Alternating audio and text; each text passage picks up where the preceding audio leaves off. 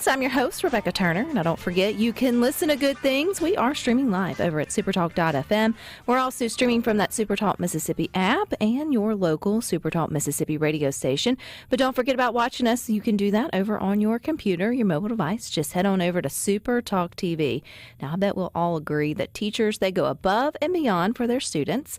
But it's not every day that one is a living organ donor for one of their kiddos. And joining us today is teacher Holly Allgood. She's with the Tupelo Early Childhood Education Center. And boy, she's up for a big journey next week with one of her students. So welcome, Holly. Thank you. So glad to be here. Oh, happy to have you here and happy to share this story. I know it's not all about you. It's also about your student that you get to help out and his family as well. But this isn't every day that you hear of a teacher being able to meet a need for their student in this capacity. Not that others wouldn't. It's just all the stars aligned for you, Holly, to be able to do this for Bowen. So how does this all start? Kind of set the stage for us in terms of what Bowen's needs are. So Bowen was born with a genetic metabolic disorder, and in April, last year, his health, he was in my classroom, and his health started declining. He was in and out of the hospital, and in April, they found out he would need a liver transplant. We kind of knew this was in the cards, but we didn't know it would be so soon.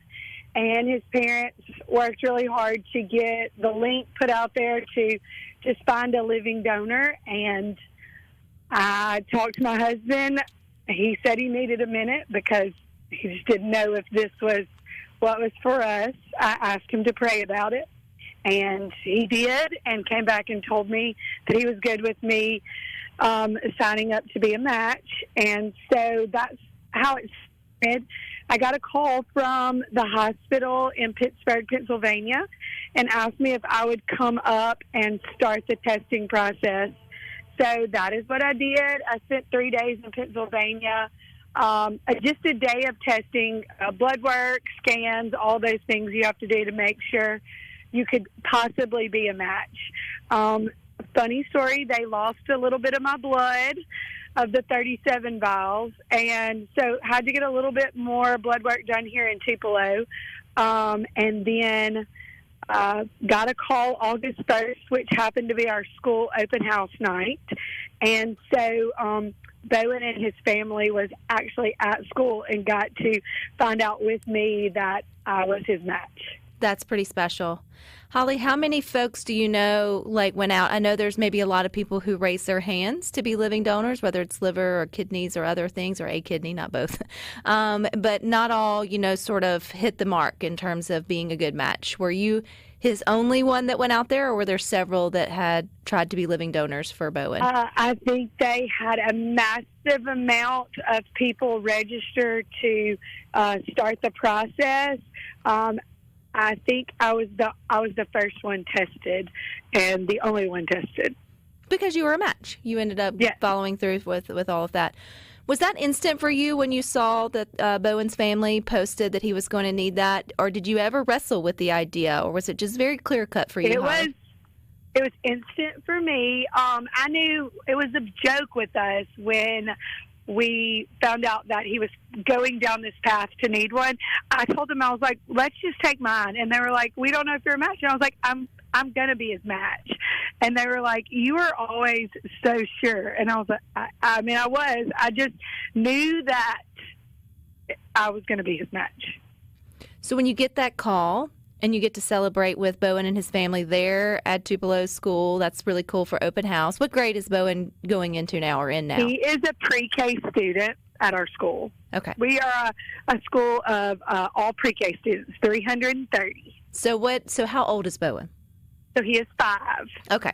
So that helps us kind of understand, just to the opportunity here that you're providing this family, so him to see the rest of, grade school or being to go to kindergarten. Right. So, was it squeals? Was it happy? Describe what that phone call was like?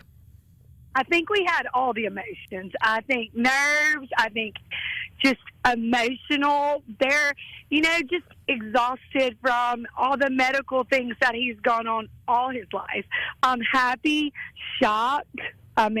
Just, overwhelmed. We were all the things. And this hasn't happened yet. So you pack your bags, you and Bowen and his family, and y'all leave. Is it tomorrow? So, no, we actually leave on Sunday. Okay. They'll fly up and I'll fly up. We're at different hospitals. He's at the children's hospital and I'll be at the adult hospital. Do you know what happens? Like I know with the kidney transplant, they take your kidney, they leave you one as the living donor. Liver, I think you can't give up your whole liver. So you cannot give up your whole liver. Your liver expands across your body. So on one side you have 60% of your liver. On the other side you have 40% of your liver. If you are donating to a child, they take 25% of the 40% side.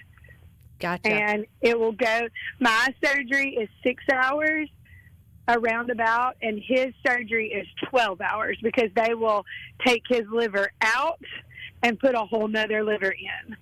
And then over time, does your body just adjust to having 25% less of the 40, or does it like grow back? My understanding, I don't want the medical community to come after me. My understanding is that immediately, within 8 weeks, it will be back to normal. My liver will be. Pretty cool. That's pretty cool. What other kind of, like, how much downtime are you looking at, Holly? I think these are questions just anybody listening to Good Things who may have contemplated being a living donor would have. And so, I'm sure you've asked all the questions, hopefully, or your husband has. So what are you looking for in terms of bouncing back for yourself? So I will be in Pittsburgh for 2 weeks, a week in the hospital, a week there because you can't go back and forth. It's too long of a travel to go back for a post-op appointment. And they like to tell you 12 weeks, but I like to have a goal. So my hope is in 8.5 to 9 weeks, I will be back at my school. And if Bowen hadn't had a match or hadn't had a liver opportunity to get a new liver, what would have been life for him like? Do you know? He would have been in the hospital, and ultimately he wouldn't be here with us. So this is his second chance at life? Yes. That's awesome. That's really cool. So when does it take place? It takes place, y'all leave Sunday? When's the actual operation? You may have said that. We leave Sunday, and the operation takes place. It will start Tuesday morning. It'll start Tuesday morning. Well, Holly, we're definitely going to keep you in our prayers here at Good Things. Is there any last, do you get to have, any restrictions right now? Can you eat whatever you want to? You get really excited? What are you doing being down for 12 weeks? What am I going to do? I'm just going to rest and make sure my classroom is taken care of and check on him. And it'll actually be fun. I can do the things that I don't get to do with my boys, like run them lunch at school when I need to, or run up to the school and if they're sick and I don't have to depend on somebody to get them home. So I'm excited to get to be with them a little bit. And two, keeping Bowen and his family and our thoughts and prayers as well. If there is a way to send cards or anything like that, Holly, you'll have to let us know. We would love to shower him, too, with all the get wells and woohoos that I know his family are feeling right now. If anybody would like to send cards, they can look up Tupelo Early Childhood Education Center. Bowen loves the musical cards. It doesn't even matter what they are. He just loves to open them and hear the songs. If people want to mail us those cards and put them attention to him, we will actually get them to his family. That's perfect. So somebody else had already thought about that. Had sort of already thought about that, Holly. And I know you're getting a lot of attention being the living donor, but this is also a really great opportunity for Bowen and his family and all they've been through. But it also goes to show that being a living donor is important, and there's still people on waiting lists. So if people feel compelled to do that, what's kind of your message to them? They should pray about it, talk to their family, make sure they have a great support system, and do it. Just sign up and do it. I have been amazed that there are people that I know the person I'm donating to are people out there that just sign up and donate to a complete stranger. There's so much good in this world, and it's just amazing how I've walked through this process to see all the good. Well, in 3 months, when you're back in your classroom, Holly, will you give us a call back and check in with us? Absolutely. Absolutely. Thank you so much. Well, best of luck to you and Bo, and we will be praying for you guys. All right. Thanks, Rebecca. All righty. You guys stick with us. We got more for you coming up next.